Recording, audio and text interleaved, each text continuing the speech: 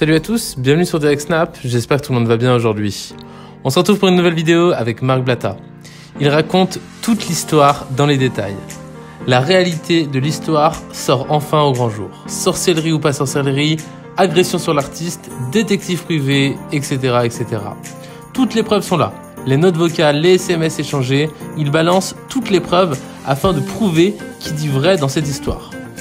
Où il y avait encore beaucoup de flou jusqu'à il y a 3 jours lorsque Marc Blatta avait réouvert cette enquête. Mais bon, je vous en dis pas plus, je vous laisse découvrir les explications de Marc Blatta. N'hésitez pas à partager vos réactions en commentaire. Bonne vidéo à tous. Rousti, Marwaloud et l'artiste. Cette fameuse histoire où depuis quelques années on entend des rumeurs sur Marwaloud en train de dire elle a fait de la sorcellerie, etc. etc.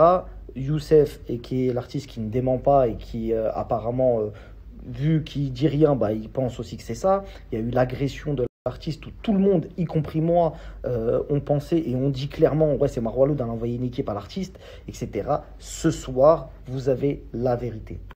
Je vais vous expliquer quelque chose. Comme l'a dit Marwaloud dans son snap, il y a des gens qui sont venus spécialement pour me montrer ses preuves. Parce que, comme l'a dit l'artiste dans l'interview que je vous avais postée il y a quelques jours, c'est quelque chose où il y a beaucoup d'argent, il y a beaucoup d'histoires, etc. Et c'est un peu compliqué de vous expliquer, mais je vais essayer de faire de mon mieux pour vous faire un synopsis de tout ça, que vous compreniez bien qui a fait quoi. Alors, chronologiquement parlant, c'est l'histoire de la sorcellerie. Pour que vous compreniez bien, c'est l'histoire de la sorcellerie qui a déclenché la pseudo-agression de l'artiste. Je dis pseudo-agression, vous allez comprendre pourquoi. Mais c'est cette histoire de sorcellerie qui est à la base de tout. Pour vous contextualiser les choses, Youssef, et qui est l'artiste, est en plein buzz, il casse tout, d'accord? Il fait que des tubes, c'est une machine à tubes, ça c'est incontestable, il est en plein buzz, etc. Il arrive à attraper Marwa, qui arrive et qui est managé par l'équipe de l'artiste, donc Purple Money, le manager, le producteur, le ceci, le cela, tout le monde, toute l'équipe, c'est une équipe, hein, c'est pas une seule personne, c'est plusieurs personnes. Et en fait, ils prennent en charge Marwaloud et ils la font péter. Ça veut dire qu'elle commence à faire des tubes elle aussi, etc. Et elle commence à bien monter. Sauf qu'arrivé à un moment, quand elle commence à bien monter, en fait, ça touche un petit peu l'artiste qui se sent un peu délaissé par sa propre équipe. Suite à ça, on a l'artiste qui, touché par ça, qui commence, entre guillemets, à faire des petites réflexions, etc. Et à sentir qu'il y a des petites préférences. Genre, c'est elle la chouchoute un petit peu, etc. Et ça le déplaît. Le truc, c'est que pendant une certaine période, l'artiste était très souvent avec Marwaloud au studio pour la conseiller artistiquement, etc. Pour être auprès d'elle, vu que c'est, entre guillemets, son producteur, etc. Donc voilà, c'est normal. Sauf que l'artiste avait une femme avant, à l'époque, qui malheureusement soupçonnait l'artiste d'avoir des pseudo-relations ou je ne sais quoi, des histoires de jalousie de femmes dans lesquelles je ne vais pas trop rentrer, mais je pense que vous comprenez un petit peu le truc, en mode, wesh, elle veut quoi elle? Pourquoi tu es tout le temps avec elle? Pourquoi elle tout le temps? Pourquoi tu parles tout le temps d'elle? Pourquoi ceci? Pourquoi cela? En gros, des reproches continuels que subissait l'artiste vis-à-vis de son ex-femme aujourd'hui, qui, entre guillemets, lui rentrait un peu dans la tête et lui disait ouais, vas-y, t'as vu, elle, tout le temps, elle, je comprends pas, machin, je suis sûr qu'elle t'a fait un queutru. Ça a commencé comme ça. Je suis sûr qu'elle t'a fait un scroll. T'as capté ou pas? Pendant cette même période, quand son ex-femme lui dit je suis sûr qu'on t'a fait un scroll, et ben les deux, donc l'artiste et son ex-compagne, décident de prendre un détective privé. D'accord? Ils décident de prendre un détective privé et de l'envoyer au Maroc. En mode Filoche suit Marwaloud. Voir qu'est-ce qu'elle va faire, etc. avec certains individus que je ne vais pas nommer, parce que ce ne sont pas des gens connus qui ne souhaitent pas être connus, mais ils étaient aussi filoches. Tu as capté? Ça affiloche Marwaloud, ça affiloche des gens, on va voir qu'est-ce qu'ils vont faire. Sauf que quand l'ex-femme de l'artiste et l'artiste ont posé la question, mais plus l'ex-femme que l'artiste en lui-même, et souvenez-vous, il m'a fait une note, je vais vous la remettre, où il disait « La sorcellerie, c'est le combat de mon ex-femme ». Il l'a très bien dit, il a dit « Par rapport à la sorcellerie, c'est le combat de mon ex-femme ». Comme je t'ai dit mon frère, si tu veux en parler, parle, hein, parce que moi je t'ai dit c'est pas mon combat, mais apparemment c'est le combat de mon ex-femme. Et juste moi, faut pas me... Tu vois. Donc vous entendez bien que lui, t'as vu, il veut pas trop être mélangé à ça, parce que moi, vous verrez par la suite, je pense qu'il est conscient que c'est pas vrai. T'as capté ou pas? Et il l'a écrit. C'est là où je vais ramener une preuve de malade, c'est qu'il l'a écrit. Mais en fait, moi je vous le dis, c'est pas de la faute de l'artiste. Miskin, lui, vas-y, t'as vu, il est tiraillé entre son ex-femme qui, entre guillemets, lui a aussi beaucoup parlé, beaucoup, t'as vu, on va pas rentrer dans l'histoire de couple, mais en gros, je te résume l'histoire. C'est une histoire de couple qui a mal vrillé par rapport à une artiste et l'entourage de l'artiste. Tu vois ou pas? Donc, en gros, si tu préfères, à ce stade-là, là, que tu comprennes bien, Marwa est en bombe. La femme de l'artiste veut faire une enquête parce qu'elle voit que Marwa le monte trop vite et que tous les projecteurs sont sur Marwa et du coup il y a une petite jalousie d'un truc bizarre, etc. Ça envoie un détective privé au Maroc et arrivé au Maroc, le détective privé, c'est là où ça devient intéressant. Le détective privé, on est au Maroc, la famille. Donc au Maroc, on sait qu'il y a des gens très riches, il y a des gens pauvres comme dans chaque pays, etc. Mais généralement, le salaire moyen, c'est pas ça.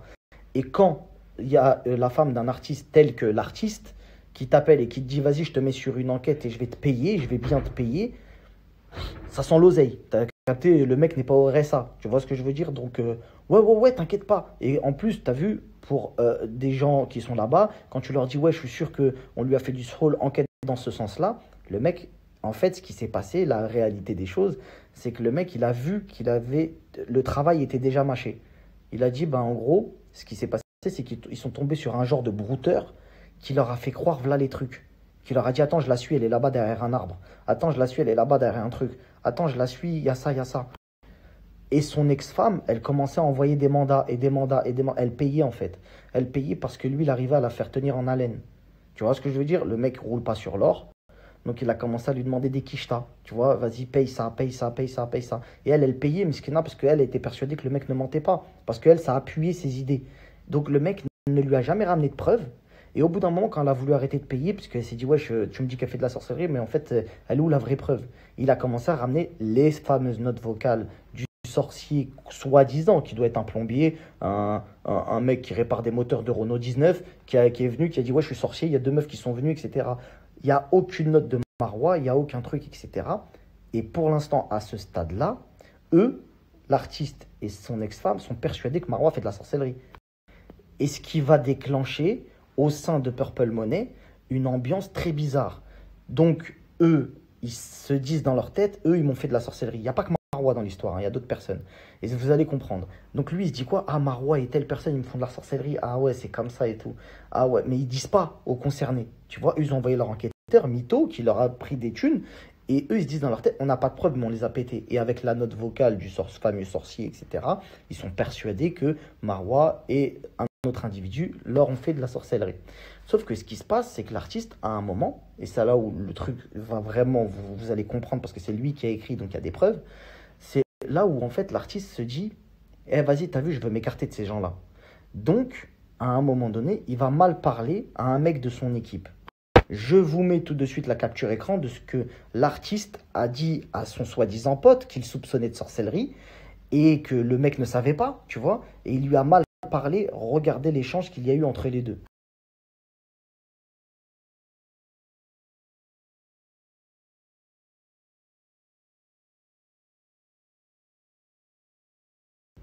Comme vous avez vu, en fait, il y a une histoire de loyer. Attention, l'artiste avait de l'argent, c'est pas une histoire de ne pas payer le truc, c'est juste qu'il n'était pas en prélèvement automatique et que du coup, le propriétaire, il relançait le pote de l'artiste pour que l'artiste paye, parce que c'était le poteau qui était garant de l'appartement. Donc ça le saoulait, il a envoyé un message à l'artiste, très gentil, tu peux le lire, de toute façon c'est écrit. Et l'artiste, il lui a répondu vraiment en mode, vas-y, tu vois, il n'y a même pas de CLM, rien, taillé en mode de truc. Et vous regardez bien la date, hein. La date, c'est, je sais plus, 30 mars 2018 ou un truc comme ça. Regardez bien la date. Ça, c'est avant son agression. Ce texto-là, et vous avez bien vu, il s'est fait menacer entre guillemets dans le texto. Il lui dit, en gros, tu m'as pris pour ta petite, pour pas être vulgaire. Vas-y, ça sert à rien de s'étaler par SMS. Toi et moi, on va se voir. Vous l'avez très bien vu avec la date. Donc maintenant, je vais vous mettre la date où l'artiste s'est fait agresser.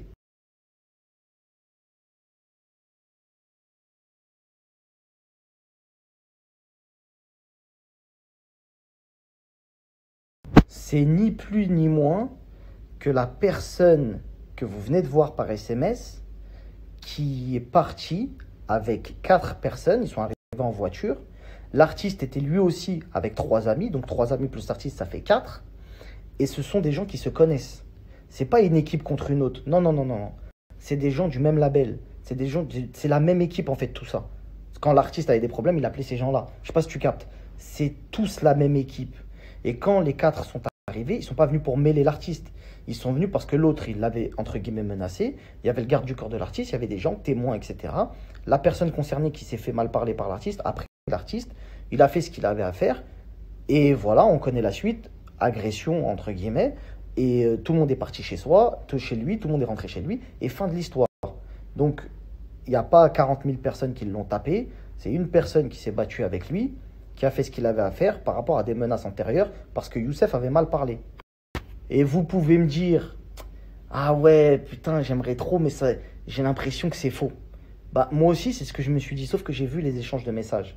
Et j'ai vu que donc l'artiste, après cette soi-disant agression, donc cette bagarre, donc pas une agression, un combat, voilà, t'as perdu, et un échange de textos, donc vous avez les dates, texto antérieur, je me fais menacer, date de l'agression sur Internet, personne ne peut mentir, et ensuite là, je vais vous mettre un échange où il dit clairement, écoute, ouais, c'est vrai, t'as fait ce que t'avais à faire, désolé, en vrai de vrai, je sais pas pourquoi j'ai cru à ça, le détective a menti.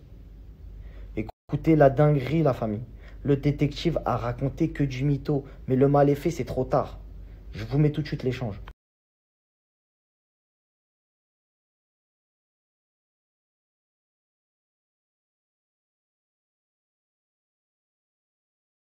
Dinguerie, la famille. Même moi, quand je l'ai vu, moi, ça m'aurait arrangé d'accuser Marwa Loud, en vrai de vrai, parce que t'as vu Chelsea, tout ça, t'as capté. Mais en vrai de vrai, l'histoire, c'est une dinguerie, là. Là, l'histoire, c'est une dinguerie. Parce qu'en fait, je vous explique, Youssef, je dis miskin parce que il n'est pas responsable de ça. Je veux accuser personne dans cette histoire-là. Je pense qu'il y a beaucoup de trucs d'intérêt, machin, nanana. Mais en fait, l'ex-femme de l'artiste a vraiment fait comprendre, si vous voulez, à l'artiste, écoute, je m'en bats la race, tu vas pas la défendre. Moi, je suis persuadé que tu vas pas la défendre. Et lui, il le savait, que c'était pas elle.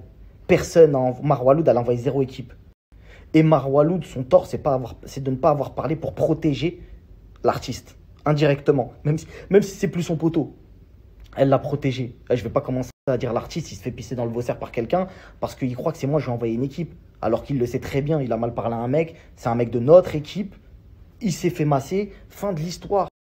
Et après, vous voyez bien, il le dit, c'est lui qui l'écrit, la famille. Je ne suis pas en train de vous dire quelqu'un qui m'a pissé dans le cerveau, ouais, c'est lui qui a écrit. Il a écrit le détective qui s'est caché pendant plus de 2 mois et qui a avoué avoir menti sur toute la ligne. Sauf que cette histoire-là, elle n'arrangeait pas son ex-femme. Que, en fait, le détective, je vous le dis, ça, personne ne sait, c'est une clique de ouf. Tout le monde est parti au Maroc. Tout le monde est parti au Maroc à ce moment-là. Tout le monde est parti au Maroc et ils lui ont dit, eh ben, vas-y maintenant, montre-nous les preuves. Et comme il n'y avait pas de preuves, eh ben, son ex-femme, elle a porté plainte quand même pour avoir une preuve. Mais une plainte, c'est pas une preuve. Quand tu arrives et que tu dis à quelqu'un, ouais, je porte plainte contre toi pour ça, ça peut être des fausses accusations, diffamation. Tout le monde connaît ça. Tu vois ce que je veux dire? Mais, je vous le dis, il y a écrit noir sur blanc et dans la conversation que j'ai bien écoutée, il y a des notes. C'est vraiment Youssef qui parle, etc., etc. Et je vous le dis encore une fois, lui, pour moi, il est victime. Mais il est victime et Miskin, il n'a jamais pris la parole pour disculper Marwa. Ça se fait pas trop, tu vois. Même si, vas-y, il n'y a plus trop d'intérêt, il n'y a plus trop de trucs. Au moins, tu as vu, tu vois que la petite, elle est dans une sauce, même si c'est plus ta poteau, tu prends plus de bif sur elle. Au moins, dis-leur, c'est pas elle qui m'a envoyé des gens pour m'agresser. Ou elle m'a pas fait de la sorcellerie. Parce que vous voyez bien, il le dit lui-même, l'enquêteur a inventé. L'enquêteur a inventé. Eux, ils avaient un West-West, c'est de se dire, on nous fait de la sorcellerie. Ils sont tombés sur un charlatan qui leur a pris des thunes et qui leur a dit, ouais, vous faites. Il leur a jamais donné de preuves. Il les fait chanter, t'as capté, pour avoir de l'oseille. Ouais, t'inquiète pas, vas-y, renvoie, faut que je me déplace, faut que j'aille là-bas. Et eux, ils payaient. Sauf qu'à arrivé un moment, le mec, il était au bout du gouffre, il voulait encore du bif. Il a fait des fausses notes vocales avec son voisin, avec son queutru, mais il a jamais donné une note de Marwa, une photo, un truc. Je sais pas si tu captes.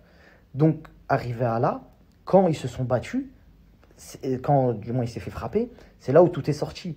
En mode, ils se sont dit, mais en fait, c'est une dinguerie. Et c'est pour ça que suite à cette altercation, vous ne les avez plus jamais ensemble. Vous ne les avez plus vus jamais ensemble, Marwa et l'artiste.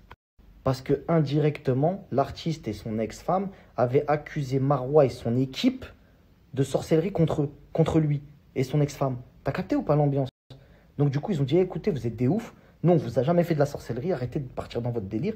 Mais maintenant, vu que c'est parti trop loin, vous nous avez fait déplacer, on est venu jusqu'au Maroc. C'est une histoire, ça a pris trop d'ampleur. Vous avez lâché des thunes, vous nous avez. Parce qu'en vrai de vrai, au début, on t'accuse de sorcellerie, tu te défends. Mais quand t'as la preuve que c'est faux, tu commences à toi aussi mettre dans la sauce le mec. Tu m'as traité d'associateur, t'es un fou, tu m'as envoyé un détective privé qui me filoche. T'as capté ou pas l'ambiance? Donc l'amitié, elle est finie. Et le business, il est fini aussi par la même occasion. Donc voilà la réalité de l'histoire. Maintenant, si les protagonistes veulent en parler, moi, c'est pas mon affaire. Ils peuvent parler, ils ont le droit de dire ce qu'ils veulent, mais en tout cas, c'est l'histoire concrète que l'on m'a racontée et que j'ai vue de mes yeux, par les messages et les échanges qu'il y a eu avec l'artiste. Donc, au prochain épisode, on verra s'il y a quelqu'un qui se réveille, qui dit attends, c'est faux, c'est pas vrai, mais en tout cas, là, pour l'instant, c'est très concret, c'est des preuves factuelles.